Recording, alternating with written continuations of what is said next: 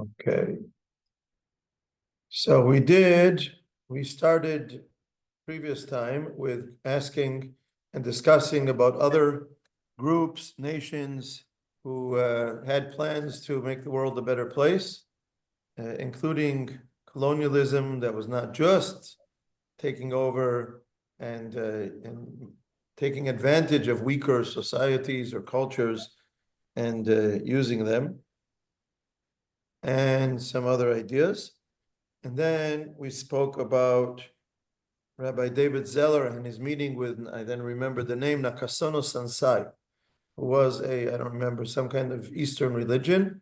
And they have a tradition about someone, all the great religions coming together, and someone has to bring spirit and matter together. And that was the Jews, and a story like that. We spoke about Bereshit and Noach, how the Torah starts with potential, and each time someone makes a mistake, and that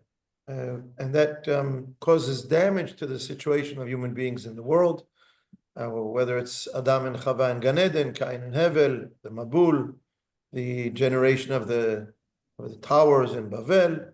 And then we come to Avraham Avinu. We spoke about the beginning of the Torah showing us the universal aspect of Torah, and then the focusing on Avraham and Am Yisrael, because it's not working with the whole world. So we're giving someone a mission to do this for the world. It's not about Am Yisrael as a separatist nation disconnected from everyone. It's about a mission to do something that was meant for humanity, to bring this to the world. The question even came up about conversion of everyone or not. I guess we'll get back to that at the end. Avraham calls out the name of Hashem, and he is also the father of all nations. Avram, who becomes Avraham, Av Hamon Goyim, the father of many nations. And we all even spoke about the Abrahamic Accords, the idea of other nations in the area who are monotheistic and are more traditional and less liberal than modern Western society, but at the same time handle themselves respectfully with the Western world and find a certain something, even possibly even something that we can get together with them, like Abraham and the different children that he had, as we saw in the Torah at the end of Parashat Chayei Sarah. We spoke about Abraham participating with, as Hashem says, I can't hide from Abraham. Actually, I should bring a Tanakh. I'll do that in a moment. I shouldn't hide from Abraham what I'm doing about Sdom. That in Sdom, when Hashem destroys Sdom, he says, thank you, Mark. Over there, you see a couple of English language Tanachim at the end there. Thank you. You can bring a few. And we asked, why does Hashem say that he has to share with Avraham? Because Hashem is teaching Avraham both about doing things that are for everyone and struggling for others that they shouldn't. There are, you see that everybody? Yeah, maybe other people want to look. Not those, left of those, left, under that shelf, next shelf, right there. There are a couple of, right. Then we can use those and have the same Tanakh. Thank you. So Avraham is being taught. On the one hand, Hashem is teaching him to look at other people and see what we can do for them, how we can fight for them. And on the other hand, when we have to fight people who are, I'm sorry, Mark, can you bring another one of those? There are another 3 there on the shelf. No problem. I could have one, and you can all have also. Thank you. Same shelf. And at the same time, we have to try to do what we can for others. And part of acting for the world is to go to war and kill those who make the world a horrible place, those who terrorize the world, and act, what's the word, the correct pronunciation? Thank you, Mark. Like heinous deeds. Am I pronouncing that correctly? Yes. And there Hashem says this sentence, that Avraham will teach his descendants, Derech Hashem la'asot tzedakah u'mishpat, the way of Hashem to perform justice and judgment, or tzedakah, charity and judgment. Either way, it's a combination of being about the name of Hashem and carrying out acts of justice and judgment and the world should be a just place. Abraham, in contrast to Sodom, meaning that the Torah, one of the things the Torah is stressing is that this is about Eretz Israel, and Eretz Israel will not tolerate people who act in terror and totally against morality and things like that. It is also about the name of Hashem, and also about what does the name of Hashem bring to the world. It should bring justice and charity and so on. And so Abraham is being presented in contrast to Sodom. Sodom is destroyed. Sodom will not thrive in Eretz Israel. Abraham is promised that his descendants will live in Eretz Israel, and that's what Eretz Israel is about enabling a nation to grow here that will bring to the world the light that combines faith in Hashem, something that uplifts us, that tells us that life is not about ourselves, it's about certain values that are higher than us. And at the same time, we fight for everyone in the world. We fight for justice and charity and so on. I will add today a very interesting idea that Rav Kook says, and he says the following. He says there are two ideals in Judaism. One of them is the name of Hashem, faith in Hashem, which is expressed in calling out the name of Hashem. And Hashem's name, there are different names. There's Yud Kei Vav Kei, which we don't pronounce, which is about creating Hoveh, something that exists. It exists because Hashem makes it exist. There's Adonai, which is the Lord of the world. There is Elohim, who has all the powers, omnipotent, and so on, and other names. And they express different aspects of what Hashem's powers are, what Hashem does in the world.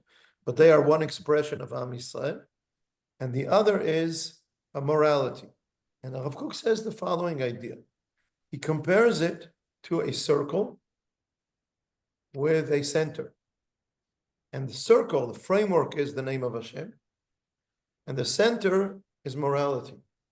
Meaning that the being religious, believing in a God above us, believing in a creator who wants something from us, who creates us with ability, with freedom of choice, with different abilities that human beings have.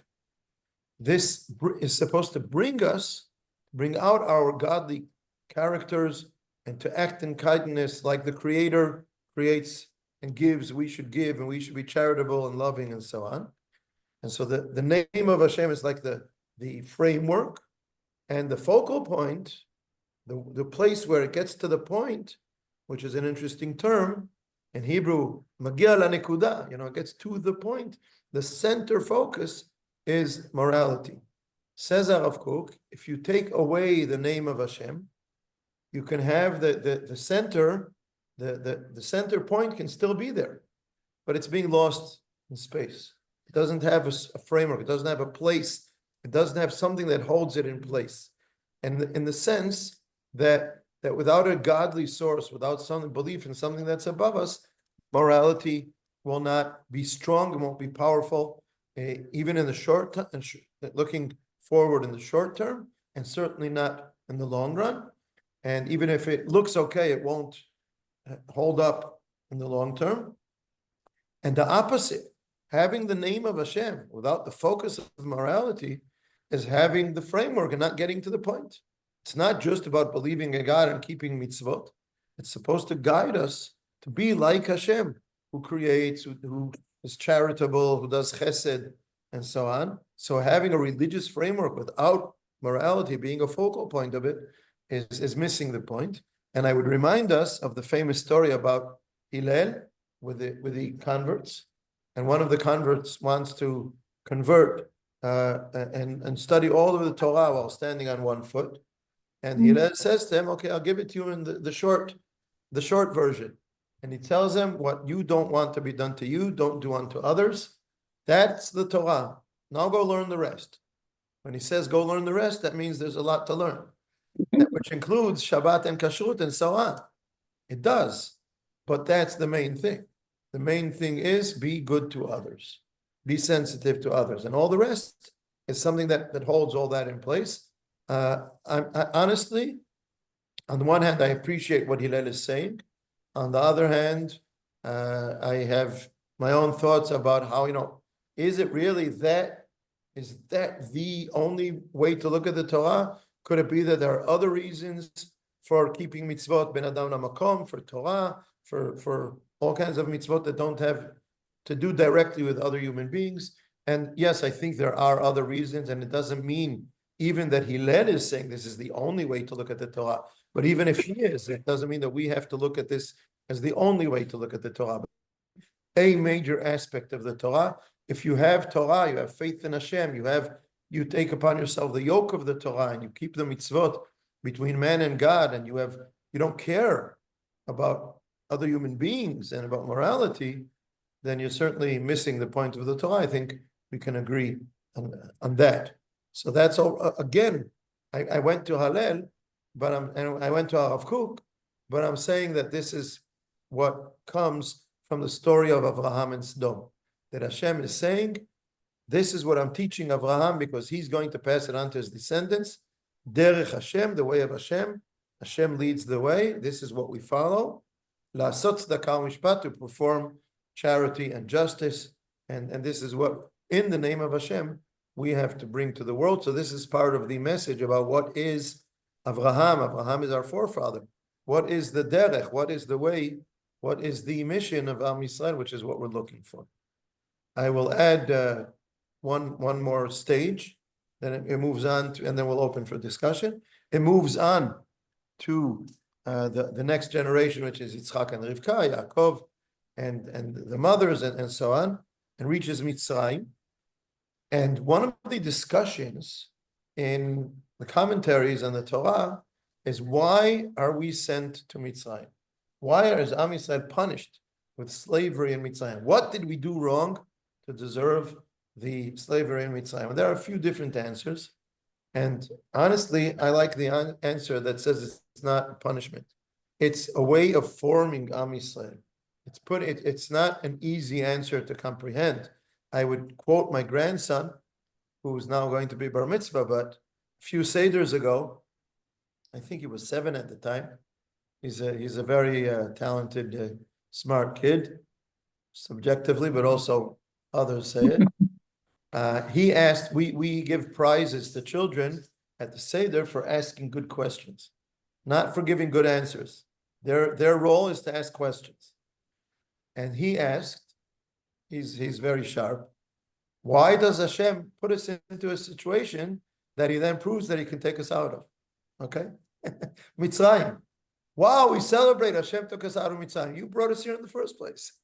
Why did you do this? So, you can look at it in many different ways. But I think really what I think about it is that the Torah is creating, Hashem is creating Am Yisrael, both in the sense of Ben Adam LaMakom and in the sense of Ben Adam LaChavero.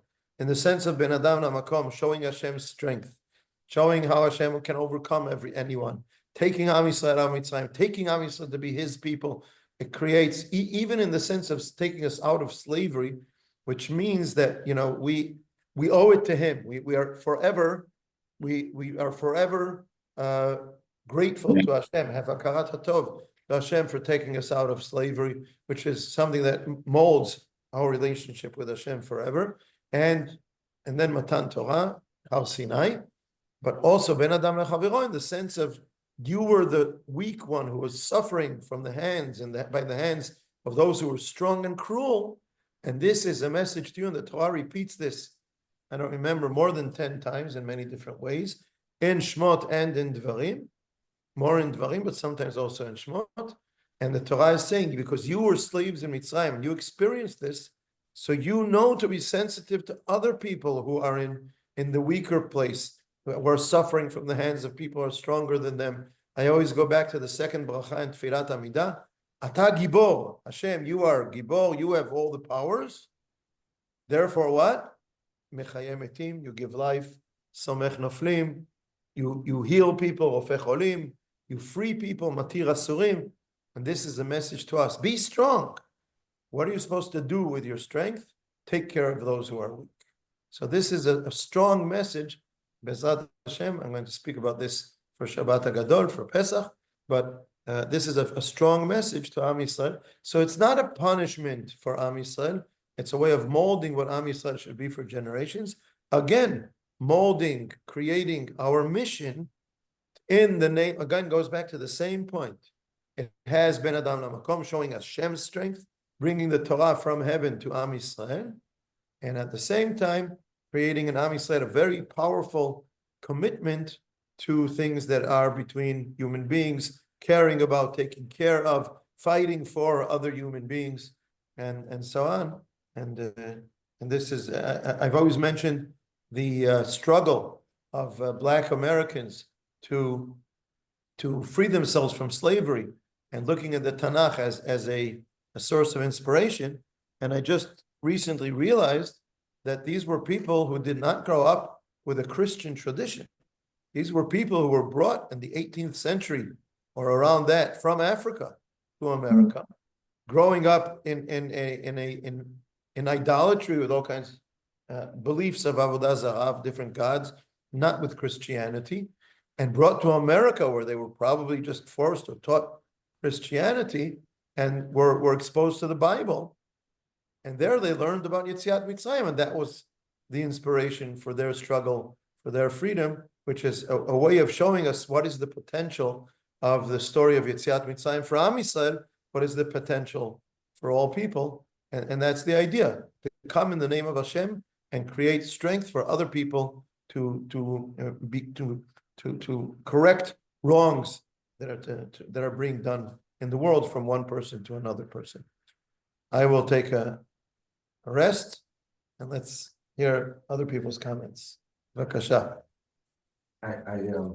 Mark's been waiting 4 weeks. Yeah, I just want to share this. Guys, I watched the recording that you did from 2 weeks ago, and it was wonderful, by the way. But I was really frustrated because, you said things, no, that's not right, and I couldn't do anything. All I could do was wave my hands, and you guys didn't see me because you were already, long gone. Anyway, I had, it was actually interesting listening to the recording, because when you're live like we are now, I could pause and I could write things down when I listen. So I wrote down a couple of things.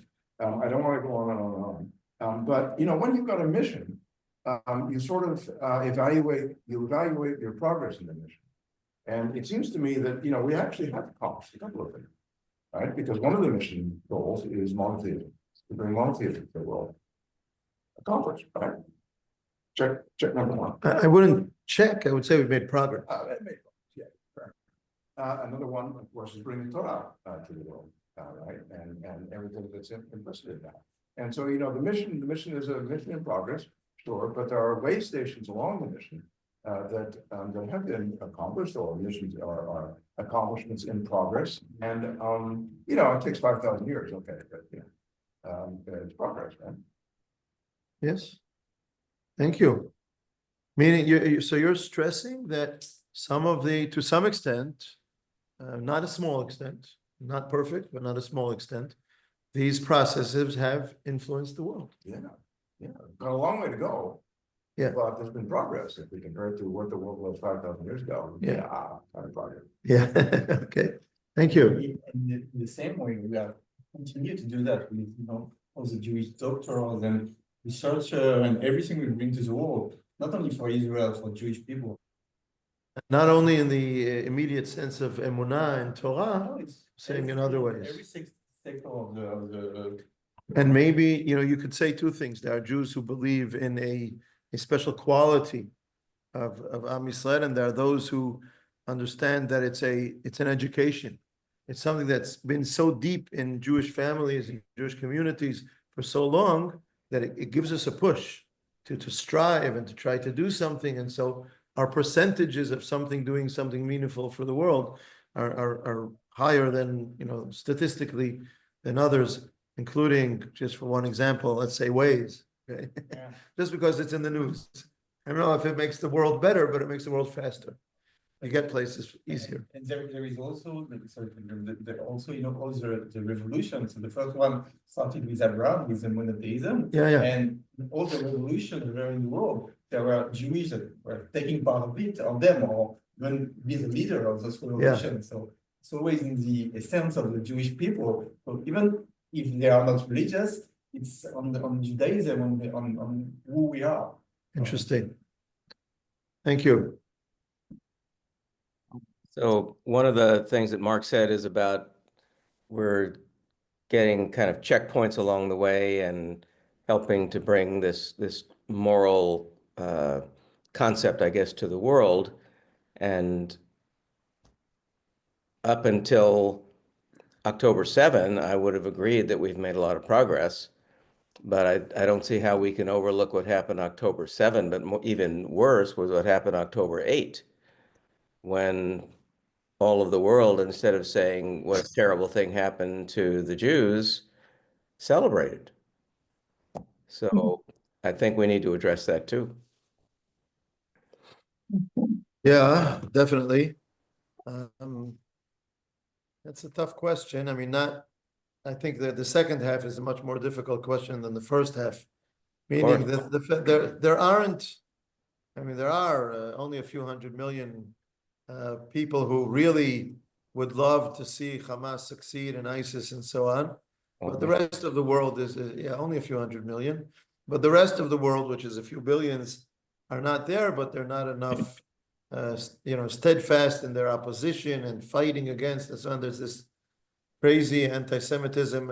Again, I don't know if I'm convincing myself and being hopeful, or there's truth to what I'm saying. My feeling and my reaction is always that they're right for fighting against us in the one sense that we are what stands in their way for making the world the way they want it to be. That Am Yisrael is always there in the face of the Nazis or someone else. Anyone who has these ideologies, like Nazi ideology, it's not just they wanted to conquer the world. They had an ideology of what's it called? Human evolution, right? Eugenics. Yeah, that this is the higher race, and we have to erase the weaker races and things like that. And we stand in their way. This is what they identified, and there's truth to that. So in a way, it's fighting against those things. And yes, there are big ups and downs, and I think it's very confusing. I think the world has a lot of ups and downs. When you were saying that, Mark, I was thinking of atomic bombs, atom bombs. We've made progress. We don't behead people, our enemies in wars, except for some ISIS and Hamas people and things like that. Most of us don't. But we might just kill and blow up. Just like that, right? So what doesn't change is that it's in our hands and our free choice and our responsibility. I do think it has very strong waves in both directions. If anyone has something wiser to say about Michael's challenge, I'd be happy to hear. Eliezer wanted to say something, and then others, please. Sure. First of all, Michael's a very wise person, so when could say something maybe different, but not wiser. But first I wanted to say that something you could have said, which is that what mentioned with Rav Kook, when you have a ball, actually, maybe I say it wrong, but I think that the ball emits its charge as if it was in the center. It's dual. Yeah, dual. Yeah, so he gave me back. The mathematician and a physicist, yes. So that gives backing to what Rav Kook said, right? You have the ball, and the center, its action is perceived as from the center, from morality. Okay, but what I wanted to add to what Mike said is that there was something very wrong on October 6th. And it's not just October 8th. And I think that if you believe that Hashem has control over the world, you have to try to think of why did October 7th happen. And I don't know if this is the place for it, but it's really important that we remember our mission, which is justice and charity. And, I don't know, but setting this, but tzedek but when we forget that mission, I think we have a problem. Okay, so I would say there's both sides have truth, again, in the sense also about what you're saying now, in sort of in balancing what Michael was saying, that it's part of it is our responsibility, but not to that extent, obviously. We are not ISIS or Hamas. We make our mistakes, and some of us make mistakes, and all of us make mistakes, and all kinds of negative mistakes were made before October 7th. And I would say that part of the way that Hashem runs the world, not that, I've been in on all kinds of secrets about it, but from what I look in reality and in history, part of the way things work are in a natural way. If you light a fire, there's going to be a fire. And it's not as direct physical things, but if you create strife in amongst people, they get weak. The nation becomes weak, and it gets, it's like an individual's body. If you weaken the body, then all kinds of things that put that body in danger manage to inflict danger and pain upon it. It's almost, I mean, yes, we did foresee it. We did see it coming. We knew that this was endangering us. We said it the whole time. And not me personally, many of us said this the whole time, and it weakened us. It doesn't, of course, justify not what they did and not how other people are reacting to it. Other nations are reacting to it. So there are different aspects of truth going around here. And I'm not sure, to be honest, where it leaves us in our mission. There's still a long way to go. I do think we've made more progress than sometimes we see. But there's still a long way to go. Within us, and then towards others. Could we comment perhaps a little bit on your question that your son asked about Grandson. About Mitzrayim? Yeah. Okay, so it was a test, or it was a forge, a steel forge, a smelter to forge into the Jewish people, a strong people. So then the obvious question to follow that up with, of course, to show up. What did that accomplish? And then Michael asked the question about October 6th, 7, or 8. Choose which one you want. But in the Shoah, we had no power. So we didn't have, questions of morality in terms of how to respond to the affliction. Really wasn't a question at all. The question was one of survival. Now, however, October 6, 7, or 8, take your pick. We do have the power. How do we use it? And that is a challenge for us. Are we using our power effectively, wisely, morally? I think those are all questions. Thank you. First of all, about the Shoah, I would say the biggest question that I can think of. I on the one hand, I identify very much with the Rav Amital, Rav Yehuda Amital, who was founder and one of the Rashi Yeshiva of Yeshivat Har Etzion in Gush Etzion, himself a survivor, not in death camps, but in work camps. He was in Hungary, and he was in danger, but he was saved and came to Eretz Yisrael and created what he created in his life in Eretz Yisrael. And he discusses the Shoah in his, every year, annually, he would give a speech on the day that he came to Eretz Yisrael as gratitude. And he spoke about the Shoah very often. And one of the points that he makes is that nothing that you say that the Shoah, that was the result of the Shoah, can justify it.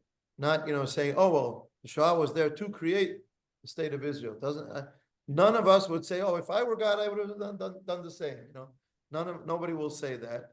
So there's nothing that I can say is I would do that. But on the other hand, I do think that for reasons that I do not understand, there are reasons for the Shoah. This is also something that Rav Amital said. He spoke about seeing the Nazis sending soldiers and ammunition to the Russian front.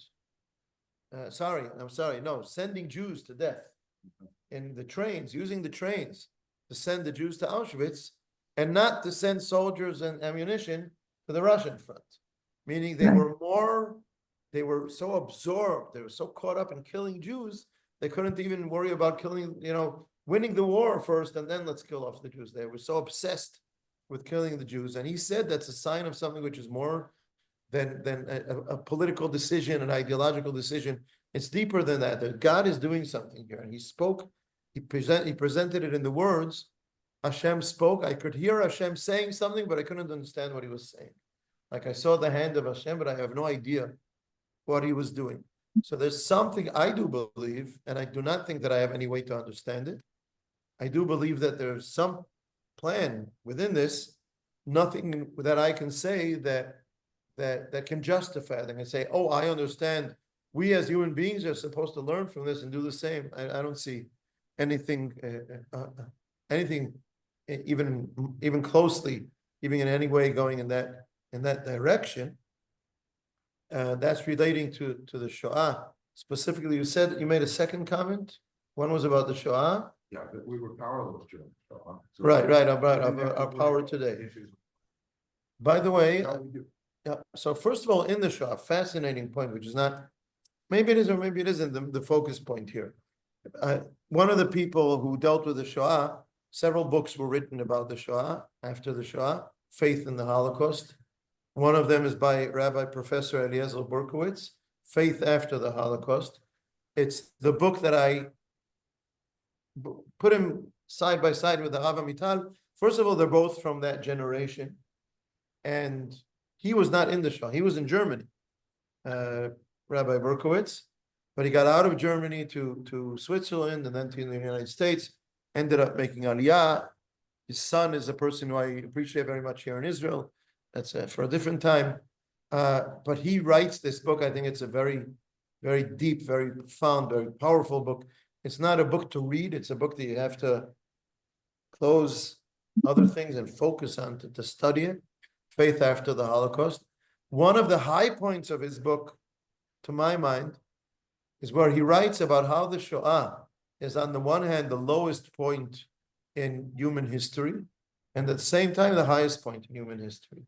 Because while the Nazis were creating the lowest point of human history, there were Jews there and other people who were acting morally towards one another in that situation, being deprived of everything, being oppressed, being trampled over by the Nazis. There were still Jews who shared their measly little piece of dry bread with it. There were people who shared that piece of bread with someone else, and so on. And in those circumstances, to act morally is a high point of morality. He says, well, one day we will collect those stories and add it to the Tanakh. It's like a holy book. So there's I'm not saying this is okay. Now I know that the Shoah was for a reason. That's not what I'm trying to say. Just that there's also a certain aspect to take out of the Shoah. What you're saying, without getting into the answers, and we might have different opinions about certain boundaries of it, not about the broad strokes. But yes, it is a blessing that we have the power. We're not in the same situation. We're in a very different place. And at the same time, not only in this issue, it's always a question of how do we use our power. I would say the same in a different way, of course, about foreigners who what's the word, who snuck their way into Israel, foreign workers, refugees. Well, that's the question. Are they refugees, or are they trying to take advantage of something? Do they want to better their lives financially? Just the fact that they want to come to us is a sign of a certain situation of strength that we have. Should we take them all in without boundaries? Should we take some? All these are very serious questions. And yes, we do have to deal with these questions. And I believe that dealing with these questions with a good balance, because it's very important to keep the good balance, will add to our strength.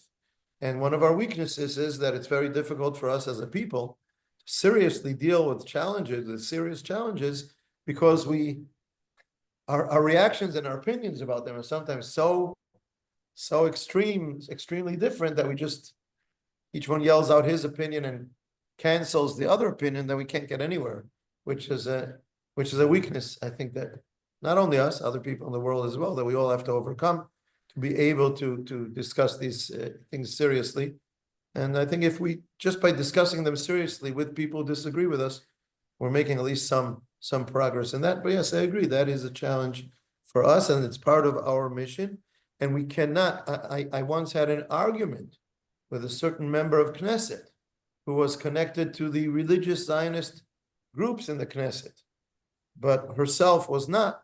And I felt that this is exactly what I felt she was missing, was the Torah aspect, the religious aspect of a mission to the world. She was very nationalistic. You know, this is the state of the Jews. We have to take care of ourselves and be very, very harsh when it comes to all these foreigners coming in and so on. And I agree with her that we have to have boundaries, and it's not up to Am Yisrael, Medinat Yisrael, to take in tens of thousands and more because there are troubles in other places in the world that other people are not taking care of. We don't have to take the burden of the world on our shoulders, but to throw it off of our shoulders and say we don't have anything to do with it. I think she was very extreme about that. And my feeling was because she was missing the religious aspect of Am Yisrael having a mission to the world and not just being a nation that's taking care of itself. So that, I think that connects very much to what you were saying. Tova. Thank you. I think that that the word we have to use and understand that the other nations don't like it is morality. That they interpret morality, if they have that concept, is different than what we the way we look at it. Morality is, if you look at other nations, this is something that they probably are aggravated by us, that we came up with that idea. This is something that is very difficult for them to comprehend, because it's like, like the Agadah tells us about, when Hashem offered the Torah to other peoples, and they asked, does it include? And they said to the Arabs, you can't steal. And they said, no, that's not for us. And you said to other nations, this isn't there. And they said, no, it's not for us. So the point is that we have a set of rules that don't match the other people's way of thinking. And this is aggravating to them, because in a way they look at the fact that it forms a society. The society is better when it follows those rules. The rules are there for creating a society. That's the whole point of the morality. Okay, so I think that this is something that we have and other nations don't, and I think that's really killing them. Christianity and Islam, other nations, other religions don't bother with us because it's so different. But these religions that come from our religion, so this is something that's really annoying to them. Very interesting. Yes, go ahead. No, I think that's what I think is the matter, because they hate us so much because we have something that they did not think of. It's very interesting. I would like to say the following. Again, I'm confused, not by you, by the different waves that I see in humanity today. On the one hand, we always ask ourselves to try and understand anti-Semitism. Where does it come from? And one explanation that I find, I don't think it's comprehensive.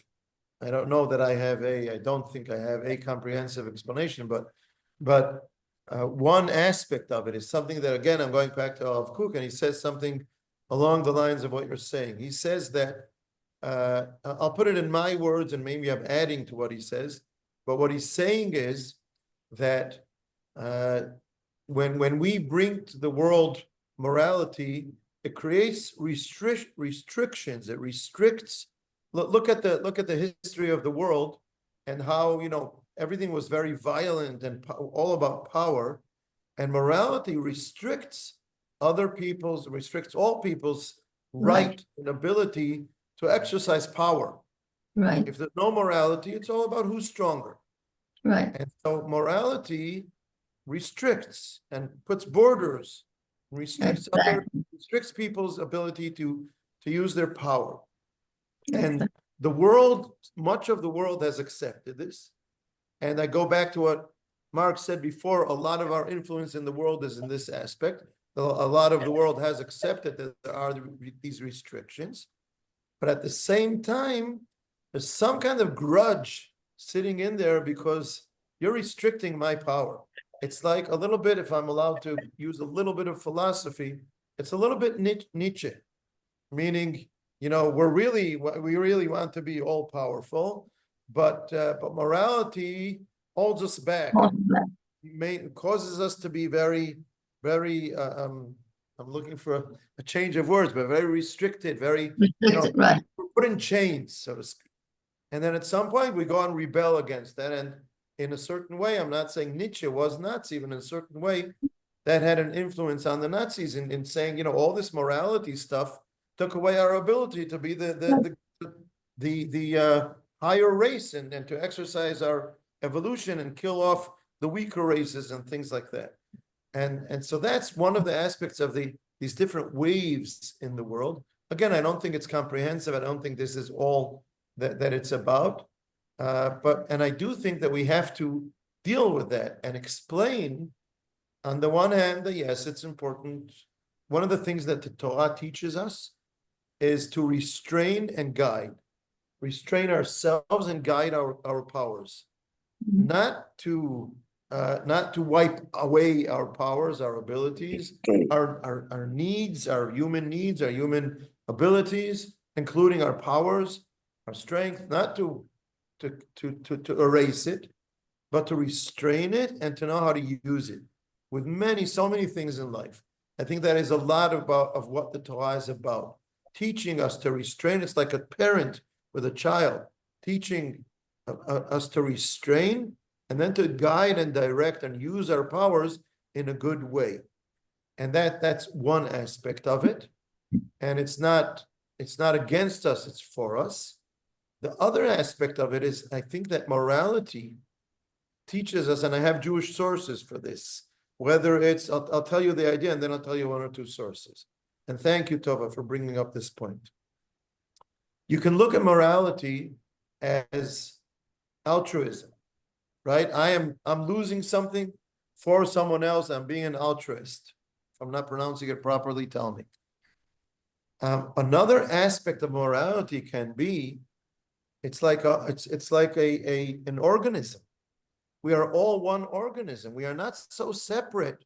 Like we look at ourselves, we're separate bodies, and sometimes we think of our energies as being totally parallel, and it's either I'm going to eat the food, or you're going to eat the food. So it's one at the cost of the other. If we look of ourselves as part of one greater whole, something organic, then we are working together for the greater good of all of us as one. It's not altruistic to give you instead of me. It's part of being together and creating something that is bigger than all of us. And this you see in Kabbalah and in the famous Yerushalmi. The Yerushalmi says, when the Torah says, do not take revenge, lo tikom, the Yerushalmi says, how is it possible? How can you tell a person, that guy hit me, cursed me, and now you expect me not, the natural human reaction is, I'll get back at him. So the Yerushalmi says, it's like if your right hand accidentally cuts your left hand, your left hand is going to grab the knife from your right hand and stab it back. Doesn't make sense because it's one organism.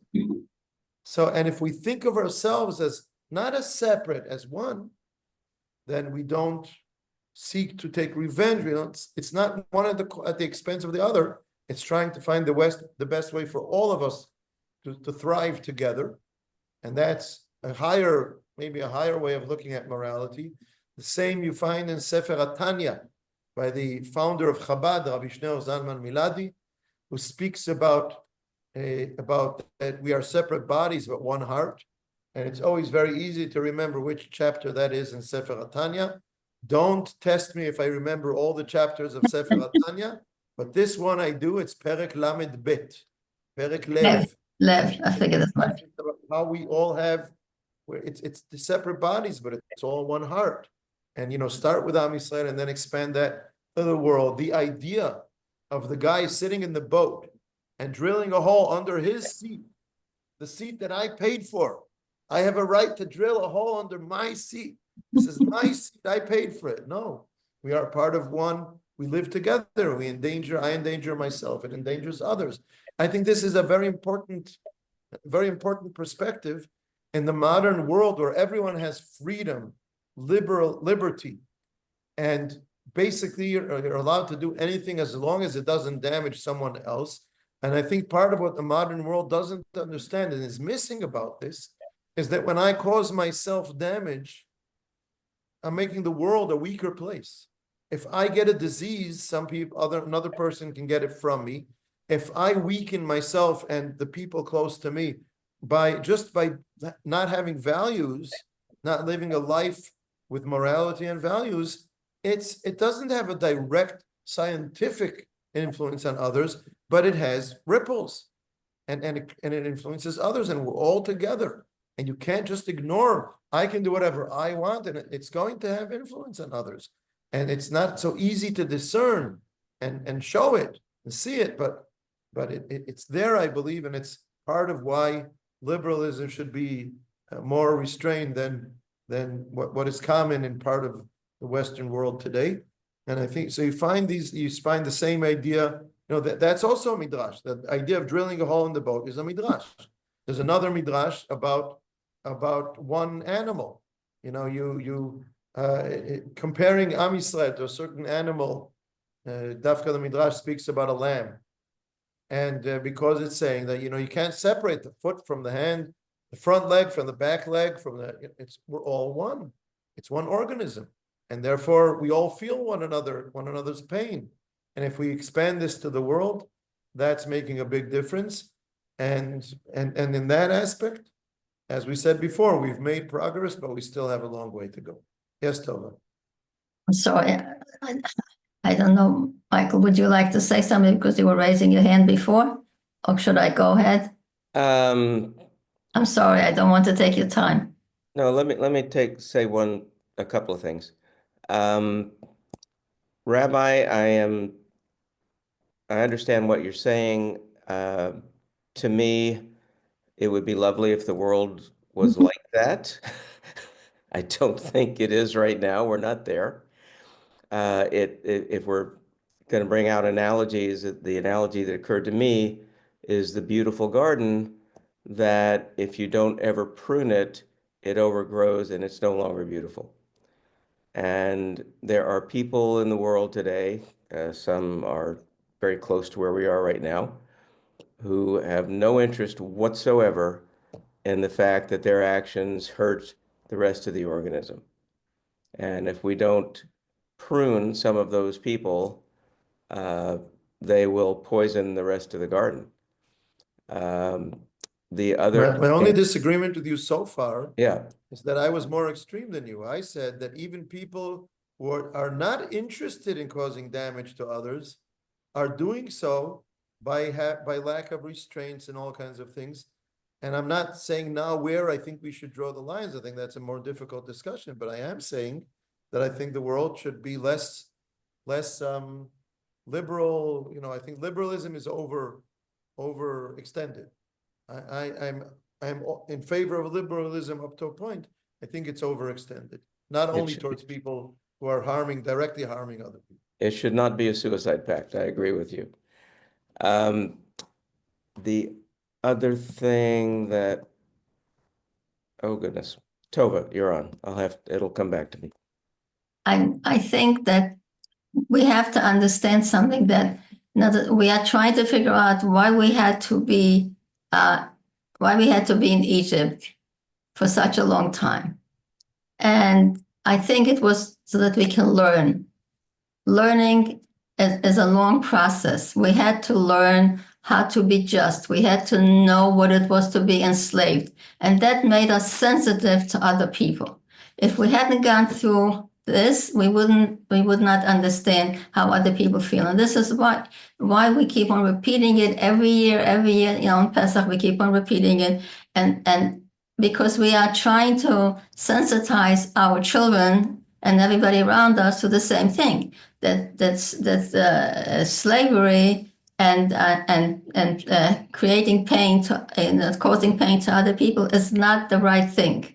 And I think if we hadn't gone through that, we wouldn't understand. I don't think other people understand this because they have never, even though we experienced it, you know, supposedly on Pesach, you know, with some you know, people from I think from Tunisia and other places, they actually go through the leaving, you know, exodus from Egypt with sacks on their shoulders. They're trying to go through it to understand it. And because we have this, we have been trained to this, but we needed those years in slavery to understand what it's like, how it feels. Other nations don't have that. They don't know what it feels like. Okay, that's part of the continuation of Abraham, that Exactly. we were picked Right. to give a certain example, and we have to Right. think about how do we give that example? How do not everybody experienced what we experienced, so how do we succeed in passing it around to others? Yes, I agree. This is why they don't understand. They don't have this experience. They can't. Okay, but we have to. It's our responsibility. We It's try. a good point you're making. It's a good point you're making, and it challenges me to think. Okay, so how do I look around within Am Yisrael? It's very difficult to explain, and in a positive way, to a certain mitzvah taseh, positive commandment.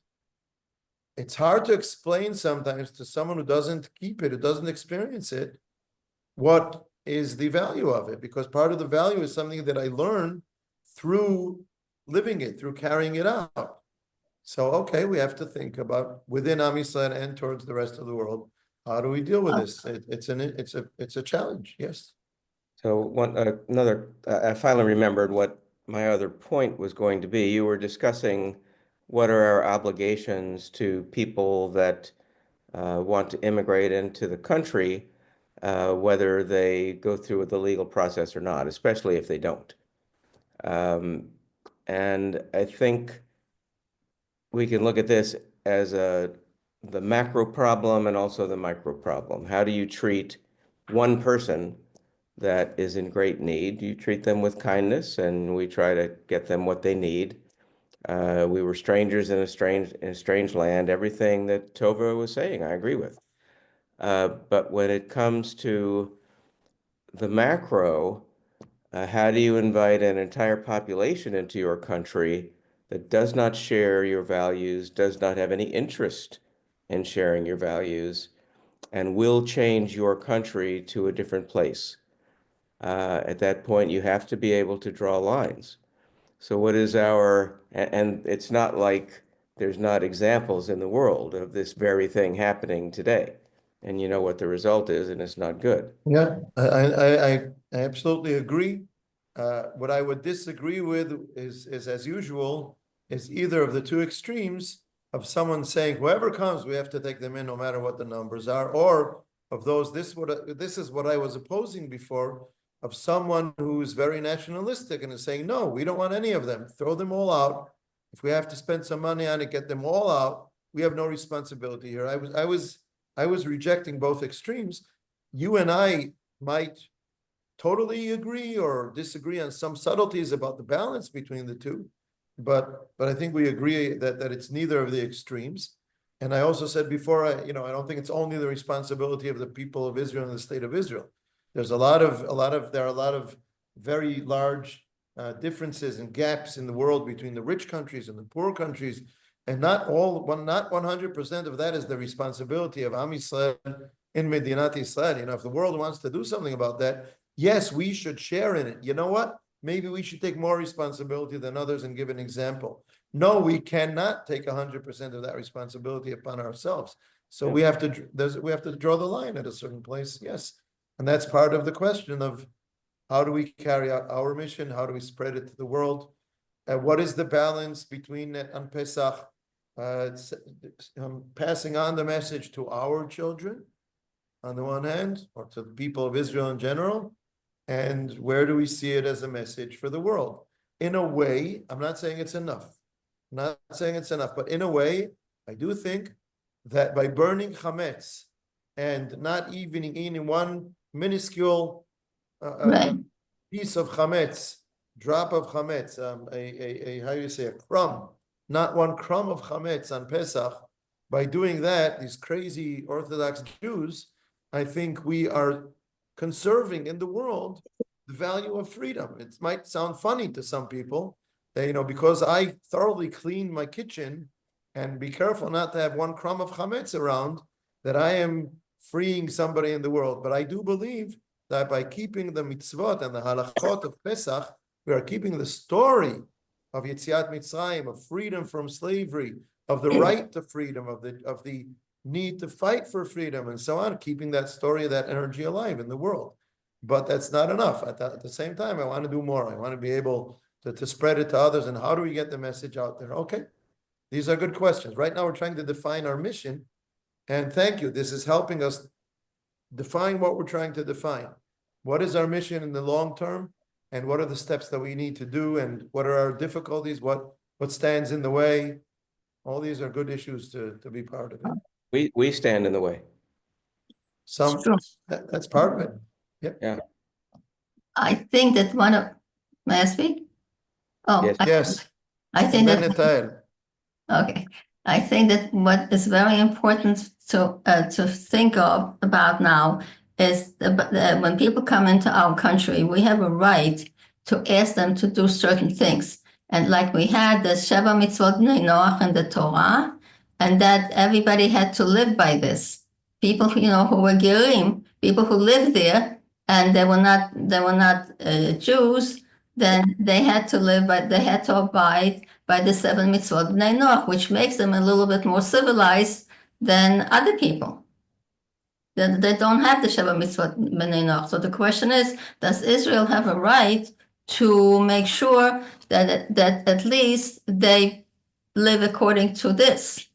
So first of all, you're pointing out that one of the aspects of our mission in the world is the Torah idea of non-Jews keeping the Sheva mitzvot Bnei Noach. That's a good point that we will add to our, to all the various points. And how do we implement that today is another challenge. Yes. Okay. Netael. You're either last or second to last. Depends how many people want to speak. Go ahead. Okay, so I just wanted to share with you a very interesting reading that I have from Rav Sachs. I don't know if I will be able to explain it very well, but I will try. And basically, what he was explaining is that there is two types of culture: the culture of shame and the culture of morality. And the culture of morality was the Jewish people based on the Torah and mitzvot, and the culture of shame was coming from the Greek and the Roman, and by some extent to the Asian people as well. And what he means by culture of shame is that what I look like in front of the other people is more important than what I do for my community.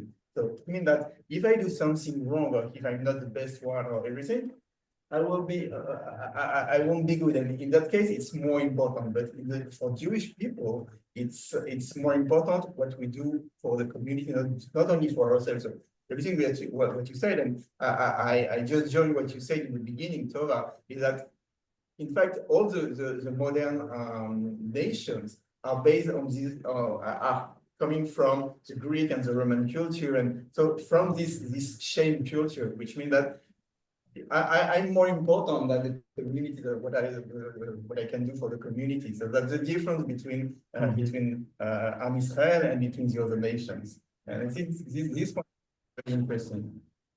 Thank you. Last but not least. So, okay, I want to get back to this part of the discussion. It seems that when, from time to time, part of the creation is destroyed. At the beginning, well, with Noah, I guess that's the most extreme aspect. But sometimes things go wrong. And you were talking about this, like the stone and Amorah, that it's goes so off course that it's destroyed. I don't know if it has to be destroyed, but maybe that was the argument between Aaron and Kadosh Baruch Hu. But it is destroyed. And we see that throughout history, that there were things that were destroyed, and we don't understand the temple. The World War One, that terrible war in which something went wrong in the world, and these different, and that Rav Kook was thinking about that, and then in World War II, of course, Which proves that we did not learn enough from World War One. and Challenges us today, have we learned enough from World War II? exactly, and we almost destroyed ourselves with the atom bomb, and we learned enough not to do that, but Hopefully. so far, that's right. But and I think that we always have to think about this, that I don't want to go too much into detail, but there are these times of destruction, and we have to learn from it somehow. I think those times of destruction that you're describing go back to what we see in the beginning of the Torah, being sent out of Gan Eden, Right. all these ideas. It continues in the history of humanity. And I will just say one last thing because it's time to end, and that is that one of the things after Mitzrayim, when we finally leave Mitzrayim, we come to Eretz Israel, and we have a challenge to deal with, which is sending out the Knaanim and settling Eretz Israel instead of them. How does that go with the mission and everything that we're discussing? I'm leaving that as an open question, with hope that you are not going to be suffering from a lack of sleep because of this question, that you won't have answers for it until the next time we meet.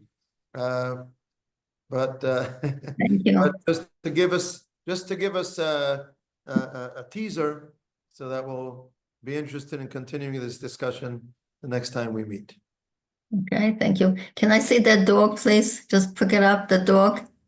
Oh, that's a dog? What is that?